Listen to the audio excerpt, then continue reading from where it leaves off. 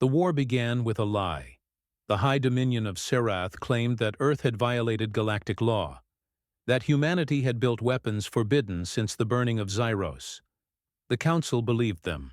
The lesser empires trembled, and so to protect galactic stability, the Council voted.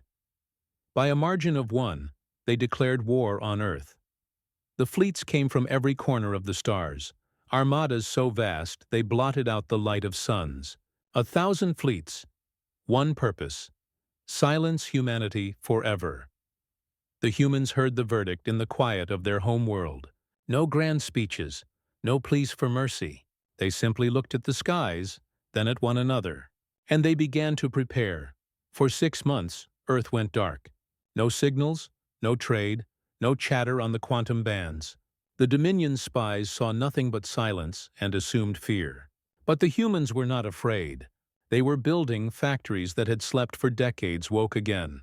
Old shipyards on Luna roared back to life. The oceans glowed with the shimmer of submerged reactors. And in the mountains, engineers whispered the same phrase over and over. If they want silence, we'll give them fire instead. The first Dominion scouts entered Sol space on the 214th day. They expected a dying world. They found a storm. Earth's defense grid was no longer a network. It was a living thing. Orbital cannons carved through fleets before they could even form battle lines. Drones, built from old mining rigs and repurposed satellites, swarmed like metallic hornets, ramming ships twice their size. For every ship that fell, the Dominion sent 10 more. For every strike, Earth answered with fury. When the second wave reached Mars, they found the planet burning, not from war but from ignition. Mars itself had been turned into a weapon.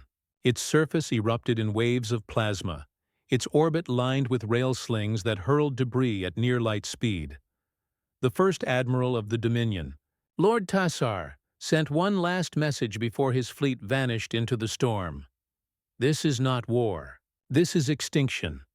And it is ours. The Council demanded answers. Why was the campaign failing? How could a single world resist an empire of 1,000 suns? The surviving admirals spoke in trembling voices. Because they are not like us. Because their home is a death world. Because they fight as if they were born from war itself. Still, the fleets came. Still, Earth burned them all.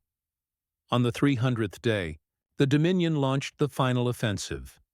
Every ship, every drone, every weapon was hurled toward Sol. They called it Operation Silence Eternal, the largest armada ever assembled in galactic history. When it arrived, Earth's orbit vanished beneath a storm of metal. For hours, nothing could be seen through the static and flame. The Dominion's commanders reported victory. The humans were finished. The world was ash, until the static cleared and the stars themselves caught fire. From behind Jupiter, they came. Human warships, black, angular, silent, emerging from the planet's shadow like ghosts. They didn't broadcast names, didn't speak on open channels. They simply moved in perfect formation, the symbol of Sol burning red on their hulls. At the center flew the Aegis, Earth's last battleship, a relic reborn. Its captain was an old man named Rourke, who had fought in the last war and sworn never to again.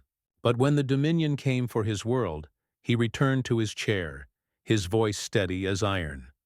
"You wanted silence," he said over the open channel. "Then hear this." The Aegis fired. It wasn't a missile. It wasn't plasma. It was light itself, compressed into a lance that tore through space and shattered a fleet in a single blinding stroke. The shockwave rippled across the void, lighting Jupiter's storms in gold. The Dominion fired back, millions of cannons answering at once, and humanity answered all of them. The battle lasted 3 days. 3 days of impossible fury. Planets burned. Moons were shattered into dust. The void became a graveyard of steel and silence. On the 4th day, the Dominion broke.